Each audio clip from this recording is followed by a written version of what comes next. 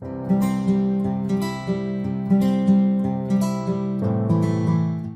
Student, welcome to learning की दुनिया.com। आज हम Allama Iqbal open university matric code 215 की असाइनमेंट नंबर 2 को डिस्कस करेंगे। स्टूडेंट, ये इल्मुल तमलीम का सब्जेक्ट है और 2021 की असाइनमेंट है मैट्रिक लेवल पे। कुल नंबर इसके 100 हैं और कामयाबी के लिए आपको 40 नंबर दरकार हैं।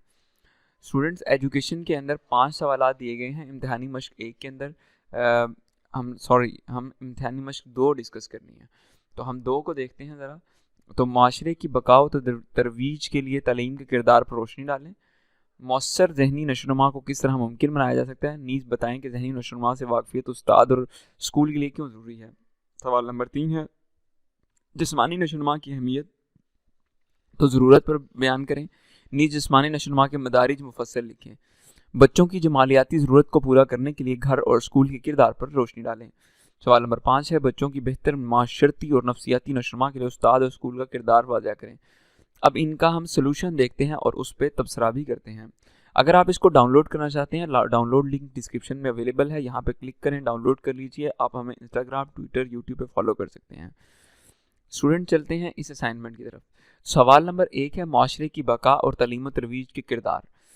अच्छा, माशरे, आपको पता है माशरा लोगों के एक जगह पर रहने सहने से वजूद में आता है। माशरा एक फ़र्द का नाम नहीं है बल्कि अफराद का मजमुआ माशरा बनाता है, और इसकी तालीम का जो तरीका है वो हमारा तालीम या इल्मुल तालीम कहलाता है कि माशरे को तालीम दी जाती है मजमुई तौर पर, जहाँ पे स्कूल बड़ा अहम किरदार अदा करते हैं, मदरसे बड़ा अहम किरदार अदा करते हैं, हमसायों के साथ मेल जोल है, माशरे में रहन सहन है। ठीक है, अगर एक बच्चा ज़राअत का मजमून पढ़ रहा है तो वो ज़राअत किसान अच्छा बन सकता है। एक लड़की है वो हिसाब खानादारी कर रही है तो अच्छी खातून बन सकती है। साइंस इंजीनियरिंग पढ़ रही है तो साइंस इंजीनियर बन सकती है। डॉक्टरेट की डिग्री कर रही है तो डॉक्टर बन सकती है। तालीम के माशरती मकासद क्या हैं? सकाफ़ती तरसील, यानी आप सकाफ़त कहते हैं जो आपके आबाओ अजदाद से रहन सहन की तदरीस हो रही है वो आप आगे मुंतकिल करें। सकाफ़ती व माशरती तरबियत करें, माशरती नज़्म ज़ब्त वगैरह, माशरती ज़िम्मेदारियों का एहसास। आपके अंदर एहसास होना चाहिए माशरे की ज़िम्मेदारियों का कि वो जैसे ज़िम्मेदारियाँ आपके ऊपर बढ़ रही हैं। आप गैर शादीशुदा हैं, शादीशुदा हैं, आप वालिदैन वाले हैं, बिना वालिदैन के हैं, आप सास ससुर वाले हैं, बिना सास ससुर के हैं, दोस्तों वाले हैं, दोस्तों के बगैर हैं।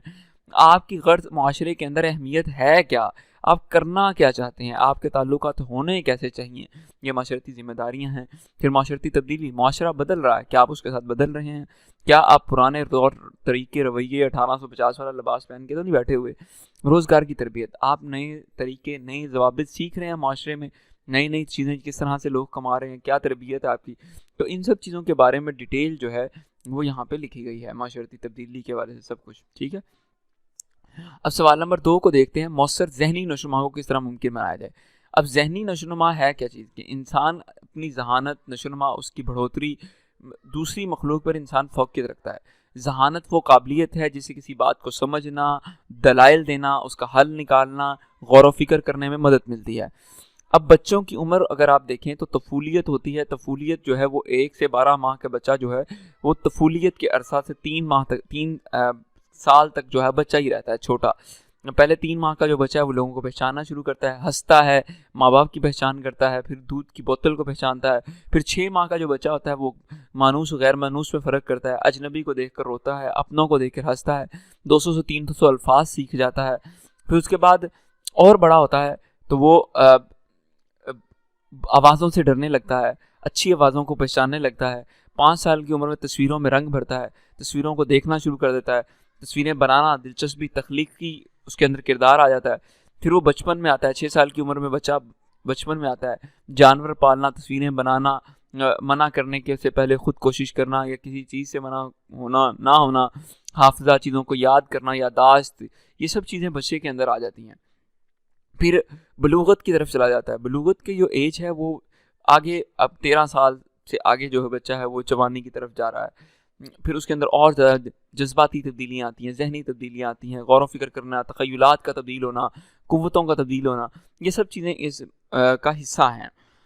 इसके बाद जिस्मानी नशोनुमा की अहमियत और ज़रूरत। जिस्मानी नशोनुमा की इतनी अहमियत है क्यों? ज़ाहिर सी बात है, अगर बच्चे का जिस्म कमज़ोर होगा, उसका कद काट सही नहीं है, शक्ल साख्त ठीक नहीं है, हयातियात दुरुस्त नहीं है, तो अल्टीमेटली उसकी जहानत पे भी असर पड़ेगा।